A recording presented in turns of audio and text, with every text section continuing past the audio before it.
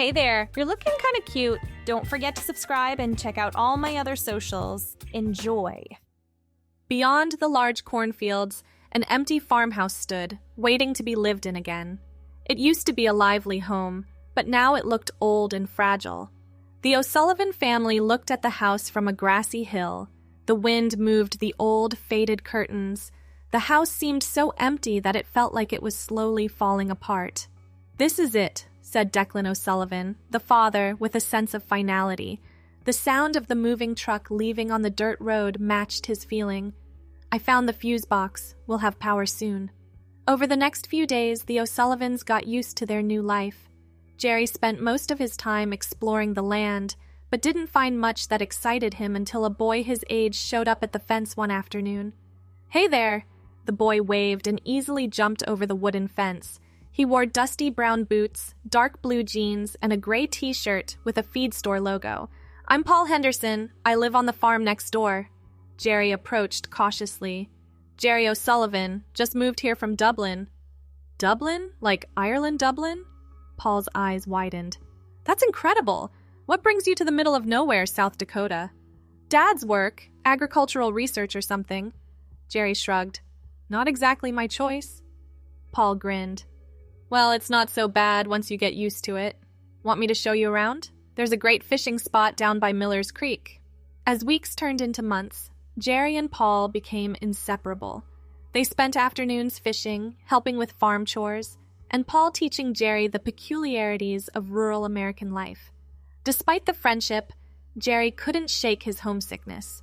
One February evening, Jerry sat at the kitchen table pushing mashed potatoes around his plate. His mother, still in her blue apron over a green dress, noticed his melancholy. "What's troubling you, Jerry?" "St. Patrick's Day is coming up," he said quietly. "Back home, we'd have parades, music, dancing in the streets. Here, I doubt anyone even knows what it is." His father looked up from his newspaper. "Why don't you organize something? Bring a bit of Irish culture to South Dakota." Jerry's eyes lit up. "You think people would be interested?" "Only one way to find out," his mother smiled. The next day, Jerry pitched the idea to Paul as they sat on hay bales in the Henderson barn. "A St. Patrick's Day celebration?" Paul scratched his head. "I mean, folks around here don't really do much for it. Maybe wear some green, but that's about it." "But what if we made it special? I could teach Irish dancing, play traditional music, tell stories about Irish folklore." Paul shifted uncomfortably. "Jerry, I hate to say it, but people here, they're set in their ways. Traditional folk dancing performed by a guy, they might not take it seriously." "What do you mean?" "Look, these farming communities are pretty traditional. Men don't really dance unless it's a slow dance with their wives at weddings. And Irish dancing, with all the jumping and leg movements, they'd probably laugh." Jerry felt his enthusiasm deflating. "So that's it then? No one would come?" Paul thought for a moment. "Well, what if it wasn't a guy doing the dancing? What are you suggesting?" "I'm saying, what if you got a girl to do it? Someone young and pretty in a traditional costume. That would draw a crowd for sure." Jerry frowned. "I don't know any girls here who know Irish dancing." That night, Jerry lay in bed staring at the ceiling, Paul's words echoing in his mind. An idea began to form. Crazy, ridiculous, but possibly brilliant. The next morning, Jerry approached his mother as she kneaded bread dough in the kitchen, her pink blouse dusted with flour. "Mom, I need to ask you something, and please don't think I'm mad." She paused, looking at him with concern. "What is it, love?" "Paul thinks people would be more interested in the St. Patrick's Day celebration if a girl performed the dancing. But you don't know any girls who can Irish dance." "Right, so I was thinking..." Jerry took a deep breath. "What if I dressed as a girl, just for the performance?" His mother's hand stilled on the dough. "You want to pretend to be a girl?" "Just for the show. I could wear a wig, a dress, make myself look different enough that no one would recognize me. Then after St. Patrick's Day, the girl just disappears, says she was visiting for the holiday or something." His mother studied him carefully. "And you're sure about this? If it means bringing a piece of home here, sharing our culture?" "Yes." After a long pause, she nodded. "All right. But we'll need help. The ladies at the Quilting Bee are discreet, and they'd know about costumes and such. Over the next 2 weeks, Jerry's plan took shape. His mother enlisted the help of 3 women from her quilting circle, Mrs. Patterson, Mrs. Davies, and Mrs. Mueller, swearing them to secrecy. They met in the O'Sullivan barn, away from prying eyes. "So you want to look like a proper Irish lass?" Mrs. Patterson, a stout woman in a navy cardigan, circled Jerry appraisingly. "We'll need to do something about those shoulders." Mrs. Davies, wearing a lavender sweater set, pulled out a measuring tape. "Good bone structure, though, with the right makeup and costume. I have some padding from my daughter's dance recitals," offered Mrs. Mueller, adjusting her red-rimmed glasses.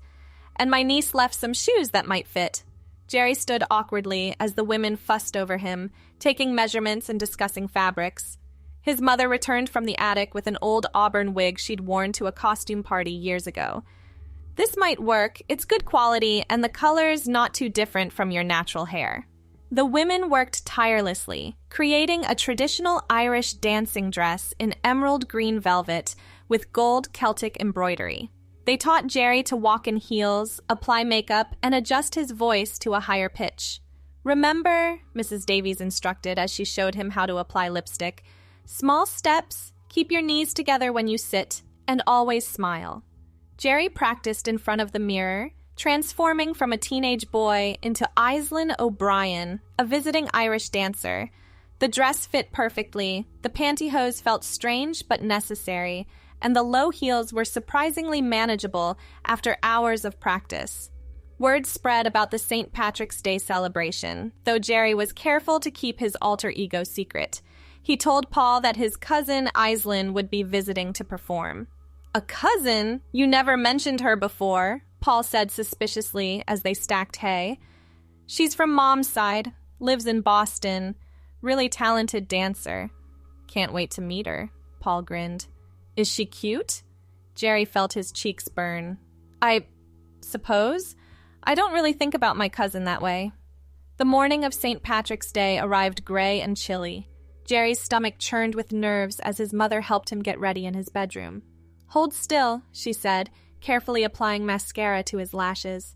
"Nearly there." The transformation was remarkable. The auburn wig framed his face perfectly, the makeup softened his features, and the green velvet dress with its white tights and black dance shoes completed the illusion. Even Jerry hardly recognized himself. "You make a lovely young woman," his mother said softly, "though I prefer my son as he is." "It's just for today, Mom. Tomorrow, Aislinn goes back to Boston, and everything returns to normal." The community center, a converted barn on the Thompson property, was decorated with green streamers and paper shamrocks. Jerry waited in a back room, listening to the crowd gathering. His father acted as host, welcoming everyone and explaining the significance of St. Patrick's Day. "And now," his father's voice boomed through the thin walls, "please welcome a special guest all the way from Boston, Miss Aislinn O'Brien." Jerry took a deep breath, smoothed his dress, and stepped into the main room. Gasps and appreciative murmurs rippled through the crowd. The space was packed with farming families, all dressed in their finest green attire. The fiddle music began, and Jerry launched into a traditional reel. His feet flew across the makeshift stage, arms held rigid at his sides, the green dress swirling with each leap and kick. Months of homesickness poured into the performance, every step a connection to the homeland he missed. The audience was transfixed. Children pressed forward for a better view, elderly women dabbed at their eyes, and even the typically stoic farmers tapped their feet to the rhythm. After 3 dances, Jerry took a breather, mingling with the crowd in character as Aislinn. His voice pitched higher, he accepted compliments graciously, and spoke of Ireland with the passion only true homesickness could bring. "That was incredible!" Paul appeared at his elbow, wearing a green button-down shirt. "I'm Paul Henderson. I know your cousin Jerry." Jerry's heart raced. "Oh, you must be the friend he's mentioned. He speaks very highly of you." "Really?" Paul's face lit up. "He's a great guy. Pretty lucky to have such a talented cousin, too. How long are you in town?" "Just for the celebration, I'm afraid. Back to Boston tomorrow." Paul's face fell slightly. That's too bad. Jerry could use more family around. He gets homesick sometimes, though he tries to hide it. The comment caught Jerry off guard. He does? Yeah. Caught him once looking at photos of Dublin on his phone, looking pretty sad. I try to keep him distracted, but it's not the same as having family who understands where you come from. Jerry felt a lump in his throat. You're a good friend to him. I try. Hey, would you like to see the rest of the town after this? I could show you around. That's very kind, but I should help clean up after the celebration. Paul nodded, looking disappointed. Of course, maybe next time you visit? Maybe. The rest of the event passed in a blur of dancing, storytelling, and serving traditional Irish foods Jerry's mother had prepared. As the sun set and families began departing, Jerry felt the success of the day settling warmly in his chest. Back home, Jerry sat at his vanity, temporarily moved from his mother's room, removing makeup with cold cream. His father knocked and entered, still wearing his green tie. You did us proud today, son. The whole community's talking about it. Thanks, Dad. It felt good sharing our culture like that. Just remember, Aislinn was a one-day visitor. Tomorrow, you're Jerry again. I know. But as Jerry removed the auburn wig and set it carefully on its stand, he found himself strangely reluctant to let Aislinn go entirely. The next morning, Paul appeared at their door early, catching Jerry still in his pajamas, navy blue flannel pants, and a white t-shirt. Hey, is your cousin still here? I brought her these. Paul held up a bouquet of wildflowers. Thought she might like them for the journey back. Jerry's stomach twisted. Oh, she left really early. Crack of dawn. Had to catch a bus. Damn. Paul's shoulders slumped. I really wanted to talk to her more. She was special. They sat on the porch steps, Paul still holding the flowers dejectedly. You really liked her, huh? Jerry asked carefully. It's stupid, I know. Only met her for a few hours.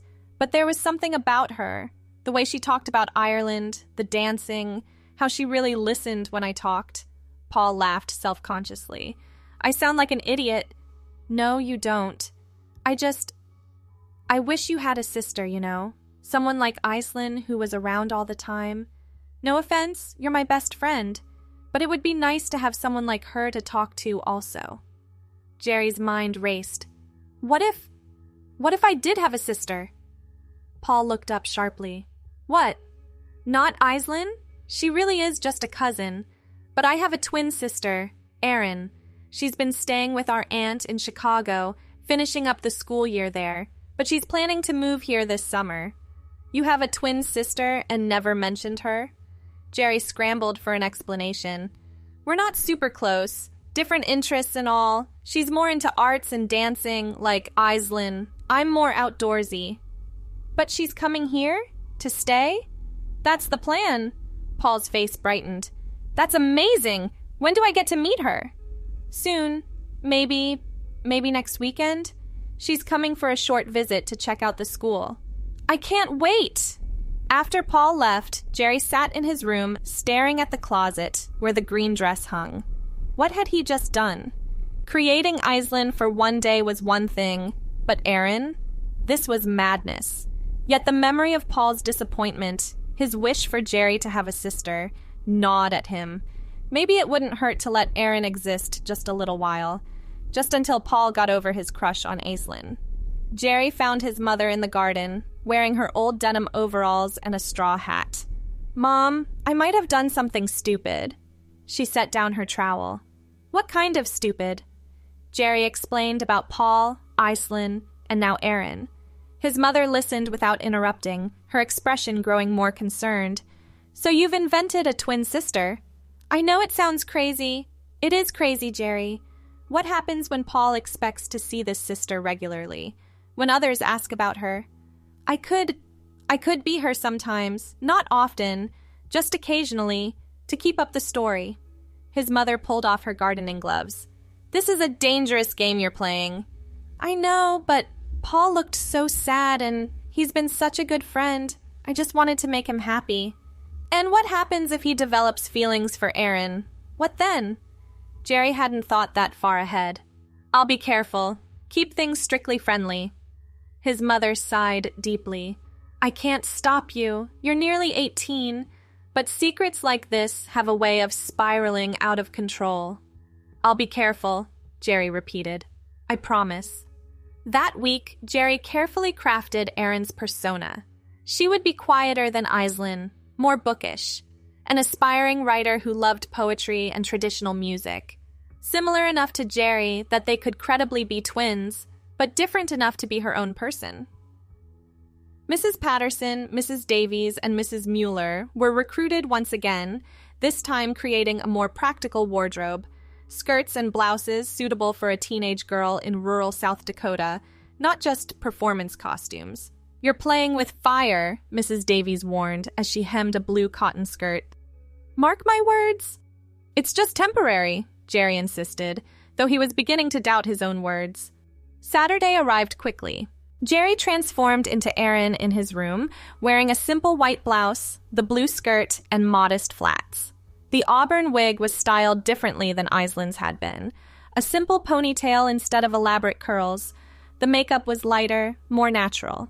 "Remember," his mother coached, "Erin is shy. She's been in the city, so she's not used to farm life. Don't be too confident, or Paul might get suspicious." Jerry nodded, adjusting the delicate silver necklace his mother had lent him. "Shy. Got it." Paul arrived right on time, wearing clean jeans and a forest green polo shirt. Clearly, he'd made an effort. Jerry watched from the window as his mother answered the door. "Paul, how nice to see you. You're here to meet Erin?" "Yes, ma'am. Jerry said she was visiting this weekend." "She's just finishing getting settled. Come in. I'll get her." Jerry took a deep breath and descended the stairs carefully, remembering to take smaller steps. Paul stood in the living room, fidgeting nervously with his car keys. "Paul, this is my daughter, Erin." "Erin, this is Jerry's friend, Paul." Jerry extended his hand shyly. "Nice to meet you. Jerry's told me a lot about you." Paul shook hands, his palm slightly sweaty. "All good things, I hope. It's great to finally meet you. Jerry mentioned you're thinking of moving here?" "Yes, from Chicago. It's quite different from what I'm used to." "I'd be happy to show you around if you'd like, help you get acquainted with the area." Jerry glanced at his mother, who nodded almost imperceptibly. "That would be nice. Thank you."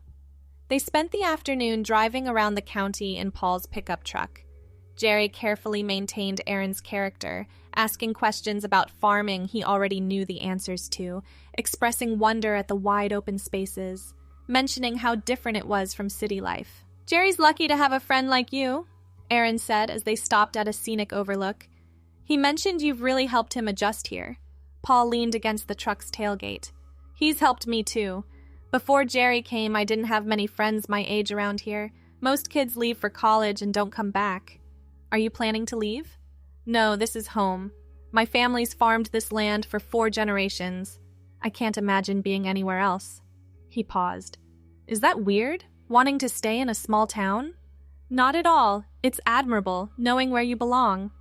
They talked until sunset, covering topics from books to music to dreams for the future. Jerry found it surprisingly easy to be Erin, to express thoughts and feelings he'd never share as himself. "I should get you home," Paul said reluctantly as stars began appearing. "When do you go back to Chicago?"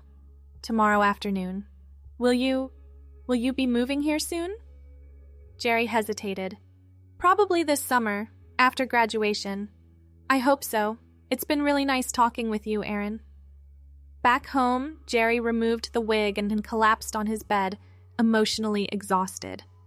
Being Erin was more intense than being Aislinn. The performance required sustained character work rather than just dancing and mingling. His phone buzzed. A text from Paul. "Your sister is amazing. Thanks for introducing us." Jerry stared at the message, guilt and something else, satisfaction, warring in his chest. He'd made his friend happy, but at what cost? Over the following weeks, Paul mentioned Erin frequently. How much he looked forward to her moving to town, how he wished she could visit more often, how different she was from other girls he knew. "I wrote her a letter," Paul confessed one afternoon as they repaired a fence. "Is that weird? I know people just text now, but it felt more personal." Jerry's hammer slipped, nearly hitting his thumb. "A letter?" "Yeah. Sent it to your aunt's address in Chicago. Hope that was okay. Sure, that's fine. Now Jerry had to intercept mail, create responses, maintain a correspondence. The web grew more tangled with each passing day. His mother cornered him after dinner one evening. 3 letters arrived for Aaron today. This has to stop. I know, I don't know how. Tell Paul she decided to stay in Chicago. End it cleanly. But Jerry couldn't bring himself to disappoint his friend that way. Instead, he spent hours crafting responses in Aaron's voice, thoughtful, literate letters that revealed just enough to keep Paul interested while maintaining appropriate distance. Spring melted into summer. Jerry had just finished his final year of homeschooling, and Paul expected Aaron to arrive any day. The pressure was becoming unbearable. "When's your sister getting here?" Paul asked for the 100th time as they sat by Miller's Creek, fishing lines in the water. "It's been months." Jerry watched his bobber intently. "There have been some complications. Family stuff in Chicago?" "What kind of complications?" "Just complex family dynamics. Our aunt's not well." Paul frowned. "You never talk about your family much, besides your parents, I mean. Not much to tell. But Erin's still coming, right? She seems so sure in her letters." Those letters. Jerry had written dozens now, each one deepening the deception. He'd created an entire life for Erin, her favorite books, her fears about leaving the city, her growing affection for Paul expressed in carefully crafted prose. "She'll be here soon," Jerry lied. That night, unable to sleep, Jerry made a decision. He couldn't disappoint Paul, but he also couldn't keep lying. There was only one solution. Erin had to come to stay, at least for a while. The next morning, he presented his plan to his parents over breakfast. "You want to what?" His father set down his coffee mug hard enough to slosh liquid onto the checkered tablecloth. "Just for the summer. I'll be Erin during the days when Paul's around. I can say I'm Jerry when I'm visiting colleges or something. Then in the fall, Erin goes away to school." "This is insane," his mother said. "You can't live as 2 people. It's just for a couple of months, to let Paul down easy. By fall, he'll have met someone else, and Erin can fade away naturally."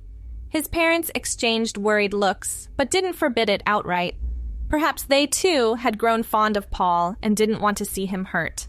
Preparations began immediately. Jerry's room was modified to allow quick changes. A schedule was created to track when he needed to be whom. The quilting bee ladies, now fully complicit, helped expand Erin's wardrobe with summer-appropriate clothing. On the appointed day of Erin's arrival, Jerry spent the morning transforming. He chose a yellow sundress with small white flowers, white sandals, and light makeup.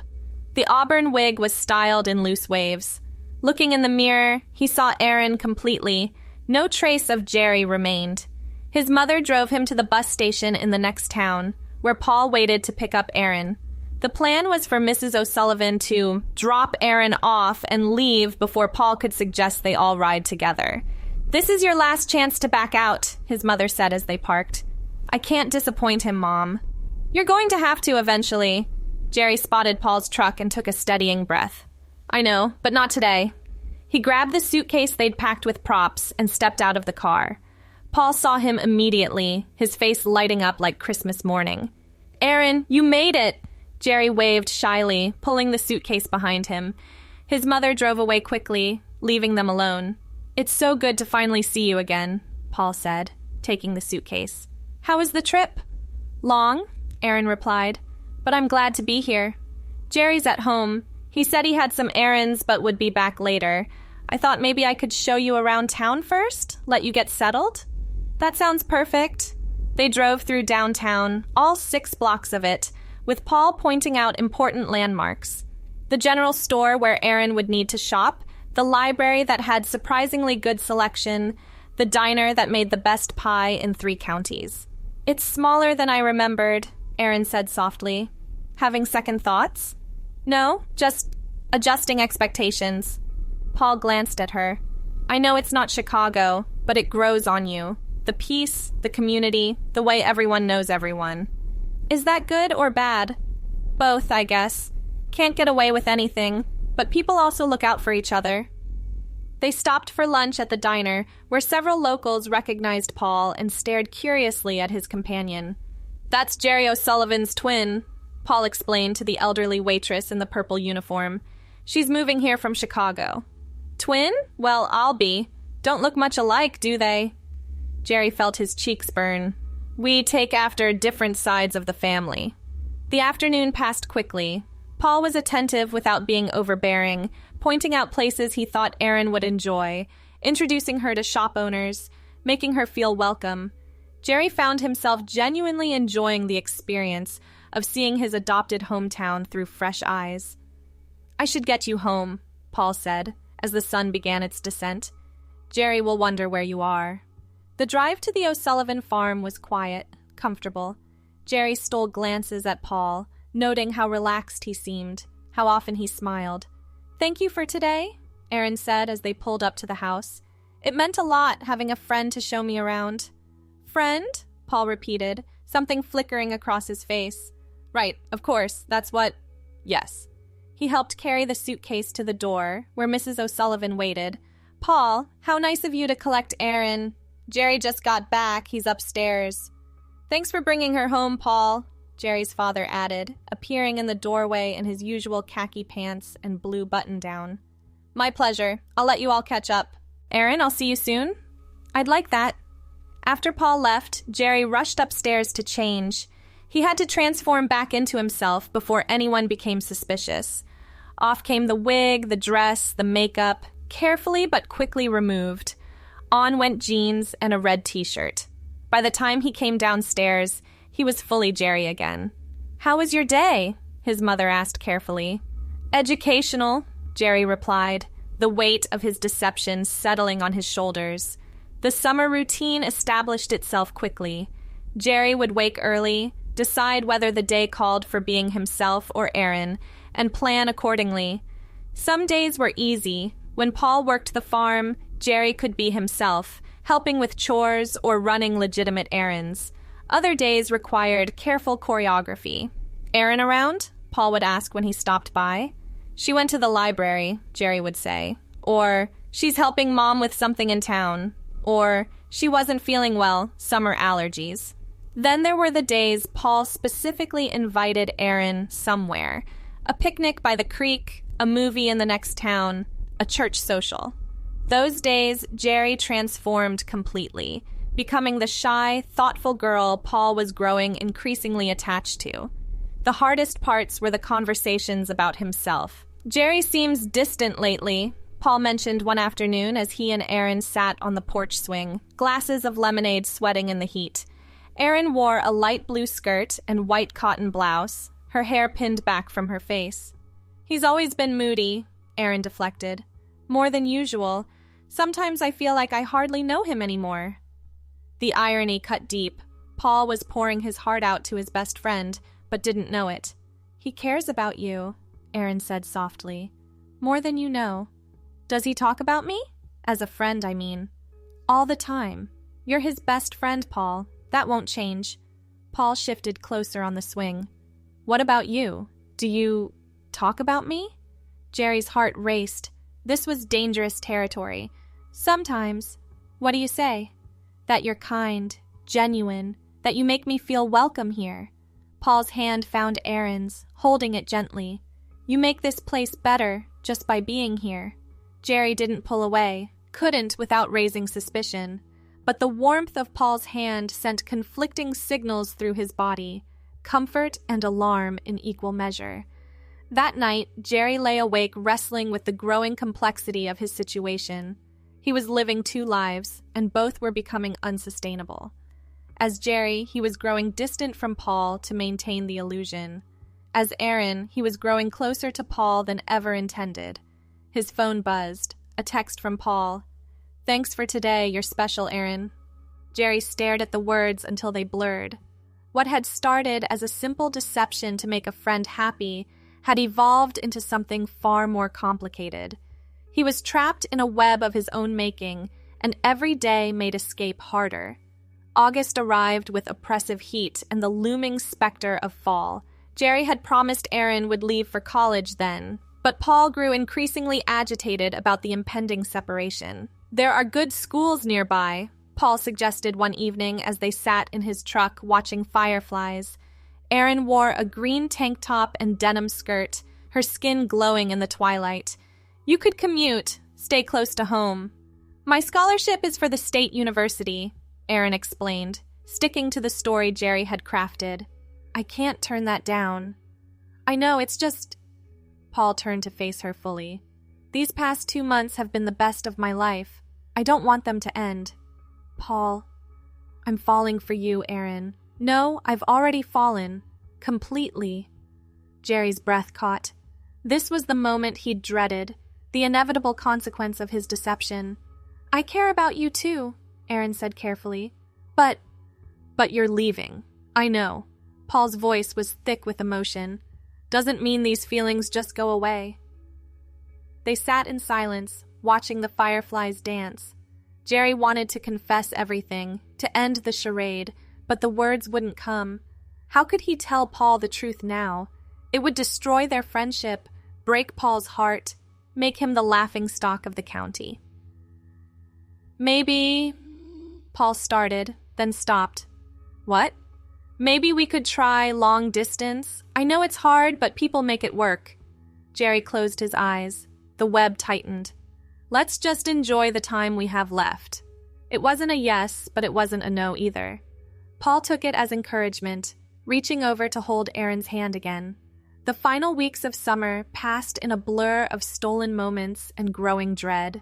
Jerry perfected the art of being two people, switching between identities with practiced ease. His parents watched with increasing concern but said little, perhaps hoping the approaching fall would end the charade naturally. "You've gotten quite good at this," his mother observed one morning, helping Jerry pin the auburn wig in place. He was wearing a pink flowered dress for a church picnic, where both Jerry and Erin were expected to appear. "Too good," Jerry admitted, applying lipstick with steady hands. "Sometimes I forget which one is real." "You're Jerry. You've always been Jerry. Erin is just a character." But was she? Erin had developed her own personality, her own thoughts and feelings. When Jerry was Erin, he felt different, softer, more thoughtful, more open to emotional connection. The lines between character and self were blurring. The church picnic required careful choreography.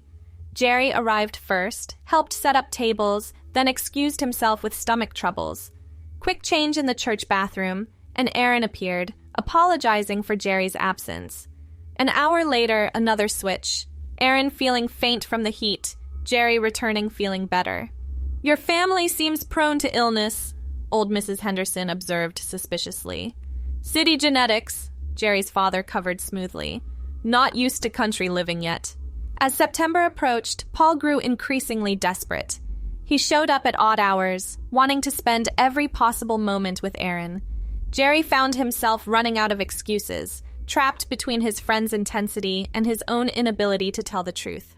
"Promise me something," Paul said on Erin's last night before leaving for college. They sat on the porch steps, Paul in jeans and a black t-shirt, Erin in a simple navy dress, the last outfit she'd wear. "What?" "Promise you'll write. Real letters, like before. And that you'll come home for holidays." Jerry stared at the stars, knowing he was about to make a promise he couldn't keep. "I'll try." "No, promise." "Paul, I love you, Erin." The words hung in the air like a challenge. Jerry turned to find Paul's face inches away, his intent clear. Before Jerry could react, Paul leaned in and kissed him. Soft, gentle, heartbreaking. Thanks for watching. Don't forget to check out my other socials if you want more content, early access, behind the scenes, and more. All links down below.